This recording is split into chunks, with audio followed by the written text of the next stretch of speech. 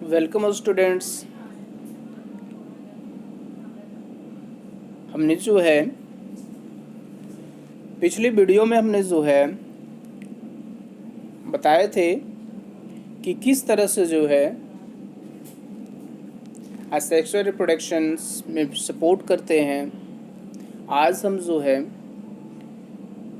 Sexual reproduction का ही कुछ parts जो फ्लावर्स से रिलेटेड है उस पर हम डिस्कशन करेंगे। ठीक है, तो चलते हैं आज के हम टॉपिक्स में। तो जैसा कि आप देख पा रहे हैं वीडियो के स्क्रीन पे, टॉपिक है 8.3.2 sexual reproduction in flowering plants. ठीक है, यानी जो फ्लावर्स है वो पौधों में जो है किस तरह से सीड फॉर्मेशन करेगा, फूल कैसे लगते हैं और वह बीज में कैसे कन्वर्ट हो जाते हैं, ये सभी बातों पर यहाँ डिस्कशन किया जाएगा। तो आप अच्छी तरह से समझेंगे जिससे आपको कोई यानी प्रॉब्लम ना हो। ठीक है, तो चलते हैं आज का हम स्टार्ट करते हैं। तो जैसा कि आप देख पा रहे हैं लिखा हुआ है the reproductive parts of the angiosperm are located in the flower. You have already a study in the different part of the flower, sepals, petals, stamens and carpels। ठीक है, जैसा कि यहाँ पर बताया गया है कि एंजियोस्पर्म के जो है रिप्रोडक्टिव फ्लावर में जो है किस तरह से वह अव्यवस्थित होते हैं। आप अगर जो है एक फ्लावर के पार्ट्स के अगर विषय में हम डिस्कशन करते हैं और ऐसे भी हम पढ़ भी चुके हैं, आपको पढ़ा भी चुके हैं, तो उसमें जो है कुछ पार्ट्स होते हैं जिसको सेपल्स कहते हैं, पेटल्स कहते हैं, स्टेमेंस होता है, कार्पेल्स होता है। तो ये होते हैं फ्लावर ऑफ द पार्ट्स, फूलों के ये कुछ भाग है। इसके अलावा कुछ और पार्ट्स है फ्लावर्स का जिसके बारे में हम यहाँ डिस्कशन करेंगे। ठीक है, तो जैसे कि इसमें बताया गया है कि stamens and carpels are the reproductive part of the flower which contain in the germ cells. What possible functions could the petals and sepals serve? यहाँ पर ये भी बातें कही गई है, ठीक है, कि जो आपका पेटल्स होता है और सेपल्स जो होता है वह पेटल्स के और सेपल्स के फ्लावर के जो रिप्रोडक्टिव पार्ट्स हैं जिनमें जो है रिप्रोडक्शन सेल्स होती है, सेल्स का रिप्रोडक्शन होता है। और उसमें जो है इसमें हम ये भी यहाँ पर बताएंगे कि किस तरह से जो है फंक्शन करता है पेटल्स और सेपल्स। ठीक है, इसके क्या काम है, पेटल्स और सेपल्स के क्या काम हैं, हम यहाँ पर ये भी आपको बताने वाले हैं। ठीक है, the flower many by and sexual papaya watermelon when it contains either stamens or carpels or the bisexual hibiscus mustard when it contains both stamens and carpels। जैसे कि यहाँ पर हमने भी बताना चाह रहे हैं कि जब जो है सेपल्स और पेटल्स, ठीक है, में से कोई एक जो रिप्रोडक्टिव पार्ट्स अगर प्रेजेंट होती है तो जो है फ्लावर को बाइसेक्सुअल कहा जाता है, यानी एक लिंगी कहलाता है। जैसे कि पपाया, वाटरमेलन, जब फ्लावर के जो है पेटल्स और सेपल्स दोनों प्रेजेंट अगर होते हैं, जैसे कि यहाँ पर हिबिस्कस और मस्टर्ड की बात की गई है, ठीक है, तो उन्हें कहा गया है आपका बाइसेक्सुअल कहा गया है। ठीक है, when it contain both stamens and carpels, यानी दोनों का दोनों उसमें प्रेजेंट रहेंगे। ठीक है, और stamens is the male reproductive parts and it produce pollen grain in the alloys in color। यहाँ पर ये चीज़ बताई गई है कि जो स्टेमेंस होते हैं, ठीक है, stamen is the female reproductive parts. Stamen जो है फ्लावर का मेल रिप्रोडक्टिव पार्ट्स है, and it produce pollen grain, और वह पोलन ग्रेन्स को रिलीज करता है, प्रोड्यूस करता है, that are yellowish in colour, और वह पीले रंग के होते हैं। कैसे होते हैं?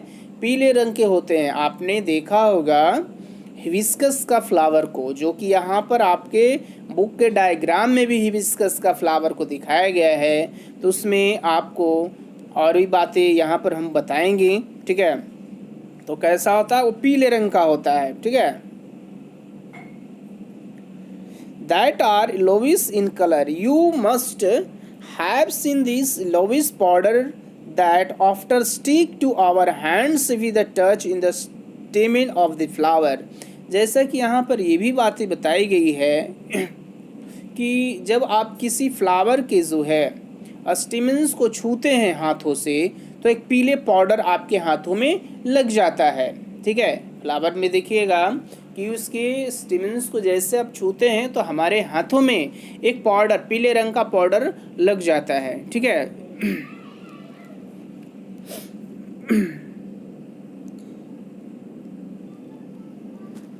Carpals is present in the centre of the flower, और कार्पल्स जो होता है फ्लावर के सेंटर में प्रेजेंट होता है, and is the female reproductive parts, और जो है कार्पल्स कहलाता है फ्लावर का फीमेल रिप्रोडक्टिव पार्ट्स कहलाता है, ठीक है।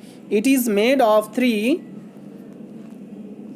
पार्ट्स, और इसके 3 पार्ट्स होते हैं। कितने पार्ट्स होते हैं? 3 पार्ट्स होते हैं, ठीक है। यानी 3 भागों का यह बना होता है। The swollen bottom parts is the ovary, middle elongated parts is the style, and the terminal part, which means the sting, is the stigma. The ovary contains ovule, and each ovule has an egg cells। जैसे कि यहाँ बताया गया है कि यह 3 भाग जो होते हैं उसके बेस पर जो है उभरा हुआ फुला हुआ भाग जो है ओवरी कहलाता है। मिडल में लंबा भाग जो होता है, ठीक है, मिडल में जो लंबा भाग होता है इन लॉन्गर पार्ट इज द, उसको स्टाइल कहा जाता है, ठीक है। क्या कहा जाता है? स्टाइल कहा जाता है।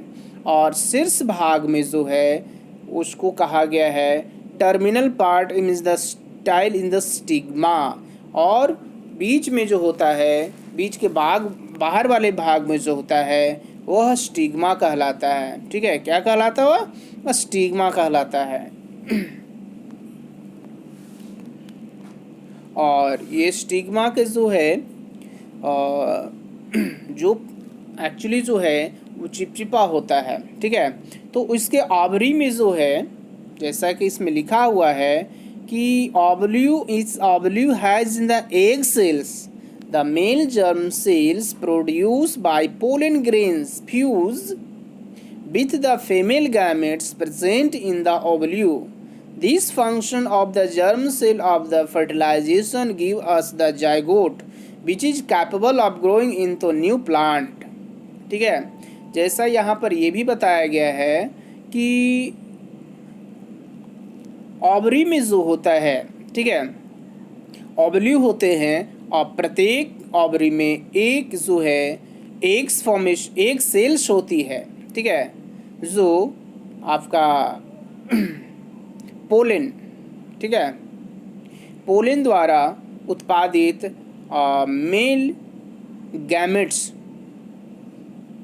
से जो है वह फॉर्मेशन हो जाता है, ठीक है। और इस तरह से जो है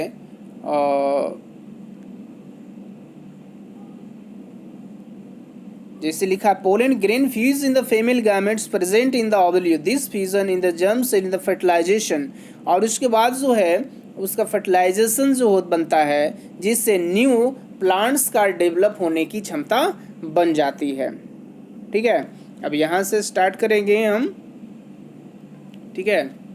Thus, the pollen needs to be the transferred from in the stamen to the stigma. If this transfer of pollen occur in the same flower, it is referred to as self-pollination. On the other hand, if the pollen is transferred from one flower to another, ऐसा यहाँ पर ये भी बातें बताई गई है कि जो आपका पोलन ग्रेन जो होता है, ठीक है, वह अस्टिमेन से जो है अस्टिमेन से जो है अस्टिग्मा तक जो है ट्रांसफॉर्मेशन की आवश्यकता होती है। और यदि ये पोलन ग्रेन का यह ट्रांसफॉर्मेशन उसी फ्लावर के स्टिग्मा पर होती है तो यह कहलाता है आपका सेल्फ पोलिनेशन कहलाता है। ठीक है, क्या कहलाता है वह? सेल्फ पोलिनेशन कहलाता है। ठीक है, जैसे लिखा, this transfer of the pollen from one flower to another is achieve in the gin like event.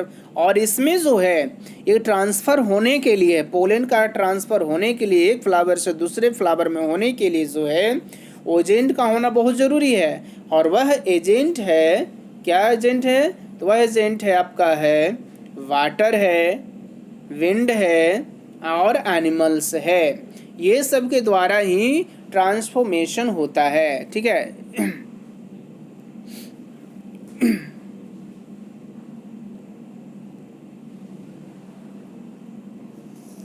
अब आगे की अगर बात करते हैं, ठीक है, तो जैसा कि इसमें बताया गया है, यहाँ से स्टार्ट होगा। ठीक है, thus the pollen needs to be the transferred from the stamen to the stigma. If this transfer of pollen occur in the same flower, it is referred to the self pollination. जैसा कि हमने बताया कि अगर एक ही plants के जो है, ठीक है, एक ही प्लांट के जो अगर है पोलन जो है ट्रांसफ़र होता है उसी फ्लावर के जो स्टिग्मा में, तो यह सेल्फ पोलिनेशन कहलाता है। क्या कहलाता है? सेल्फ पोलिनेशन कहलाता है। On the other hand, if the pollen is transferred from one flower to another, it is known as cross pollination. अगर होता क्या है कि जब कभी ऐसा होता है कि एक फ्लावर का जो है, ठीक है, पोलन किसी दूसरे प्लांट के फ्लावर में को ट्रांसफॉर्मेशन हो जाए, तो यह कहलाता है आपका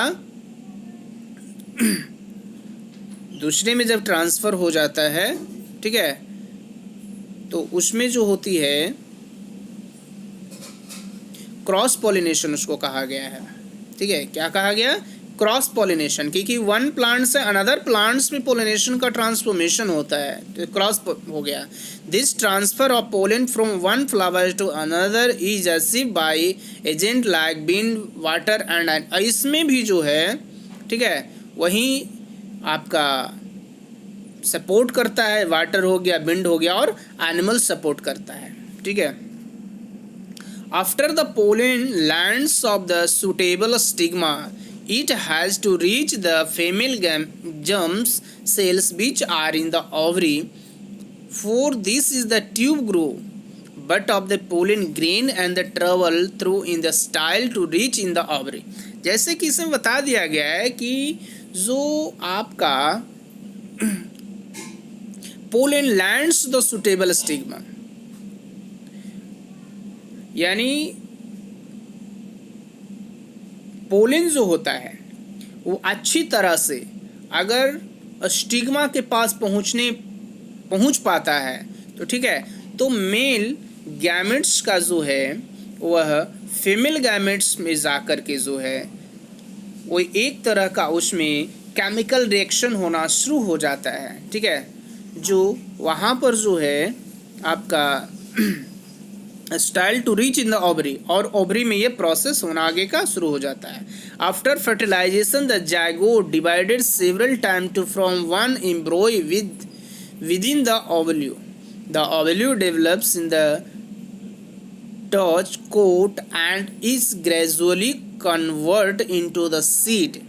जैसा कि इसमें बताया गया है, ठीक है, कि फर्टिलाइजेशन के पश्चात जो है, ठीक है, जायगोट का डेवलप होता है, ठीक है, और ये जायगोट डिवाइड हो करके जो है कुछ टाइम के बाद, कुछ समय के बाद इम्ब्रो में, ठीक है, इम्ब्रो में जो है डेवलप होना शुरू हो जाता है, जो आपका एक कठोर, ठीक है, embryo within ovule, the ovule develop tough the coat, और एक कोट, कोट मतलब हो गया कड़े, एक कड़े चीज़ जैसे जो है एक अपना कोट बनाना शुरू कर देता है, ठीक है, and is the gradually converted into the seed, और वह जो है सीड में कन्वर्ट होना शुरू हो जाता है, वह बीज में बनना शुरू हो जाता है।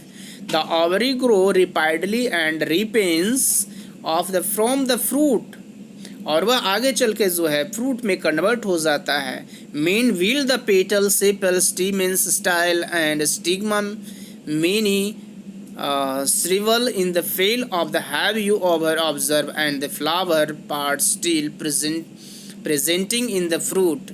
Try and work out the advantage of seed formation of the plant. The seed contains in the future plants of the embryo which develop into the seeding under appropriate conditions. This process is known as germination. और यहाँ पर बताया गया है कि किस तरह से जो है आगे जा कर के बीजों का जो है वो जर्मिनेशन होना शुरू होता है। तो हम पहले आपको दिखा देना चाहते हैं कि आपका जो है फ्लावर का रिप्रोडक्टिव पार्ट्स कौन कौन से हैं। तो आप यहाँ पर फिगर में देख पा रहे हैं, जैसे कि लिखा हुआ है figure number 8.7, longitudinal section of the flower. देखिए ये जो है पार्ट्स आप जैसा कि देख रहे, ये कहलाता है एंथर। ये क्या है? एंथर है। ये आपका है फिलामेंट है। क्या है? फिलामेंट है।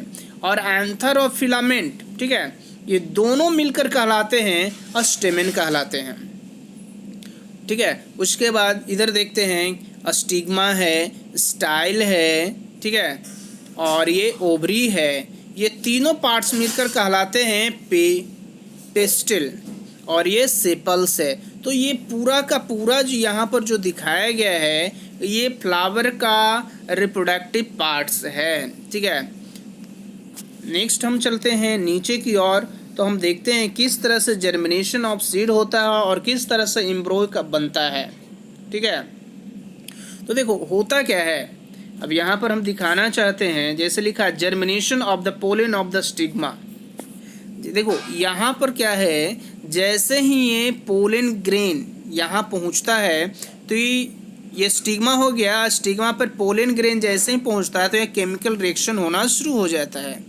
तो केमिकल रिएक्शन में जो है ये स्टिग्मा का पार्ट्स को ये गला देता है, और गलाने के बाद जो है ये नीचे की ओर चला जाता है, और यहाँ पर जाकर यहाँ पर जो है मेल गाइमेट्स और फीमेल गाइमेट्स दोनों का जायगोट होता है, और उसके बाद यहाँ पर फर्टिलाइजेशन एक्टिविटी कंप्लीट होता है, जिसके कारण यहाँ पर बीज फॉर्मेशन यानी सीड फॉर्मेशन होना शुरू हो जाता है। जैसे लिखा है ना यहाँ फीमेल जर्म सेल्स।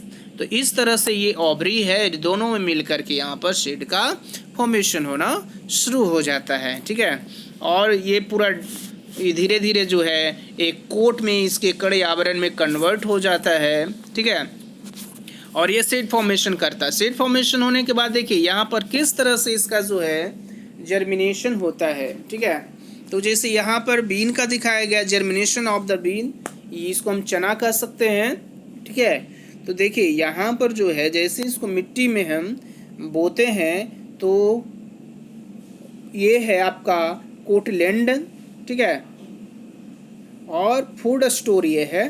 तो यहाँ पर ये सूट सिस्टम और यहाँ से रूट सिस्टम और यहाँ से सूट सिस्टम में ये कन्वर्ट हो जाता है, ठीक है। तो जैसे यहाँ पर एक चीज़ हम दिखाना चाहते हैं, यहाँ पर एक एक्टिविटी की बातें भी की गई है, ठीक है। एक्टिविटी को ज़रा हम देख लेते हैं, क्या एक्टिविटी में बताया गया है। आप देख पा रहे हैं एक्टिविटी नंबर जो है,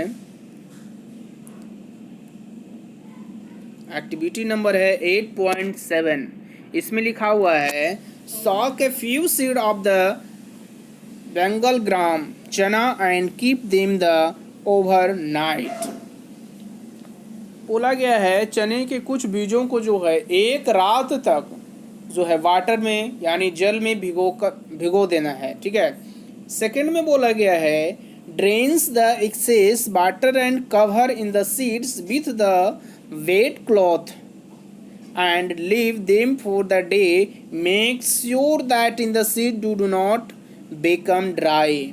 उसके बाद ये यहाँ पर बता दिया गया है कि अधिक जल को फेंक देना है और भीगे हुए बीजों को जो है गीले कपड़े से ढक कर एक दिन के लिए रख देना है, ठीक है। ये भी ध्यान बताया गया है कि बीज सूखना नहीं चाहिए, ठीक है। नेक्स्ट पॉइंट थर्ड है cut open the seeds carefully and observe the different parts. यहाँ पर ये भी बताया दिया गया है कि जो सीड है उसको आपको जो है, ठीक है, केयरफुली सावधानी से जो है खोल कर उसके पार्ट्सों को ऑब्जर्व करना है। नेक्स्ट आप देख पा रहे हैं compare your observation with the figure 8.9 and see if you can identify all is the parts. अपने ऑब्जर्वेशन की तुलना जो है फिगर नंबर 8.9 से करना है और आप सभी भागों का पहचान करना है कि कौन कौन से इसके पार्ट्स है। तो यहाँ पर देखिए फिगर में भी हमने आपको दिखाया था कि इसके कौन कौन से पार्ट्स है, ठीक है। तो आप यहाँ पर देख सकते हैं और उसको ऑब्जर्व कर सकते हैं। तो आई होप आज का वीडियो में आपको अच्छी तरह से समझ में आ गया हो गया। Thank you.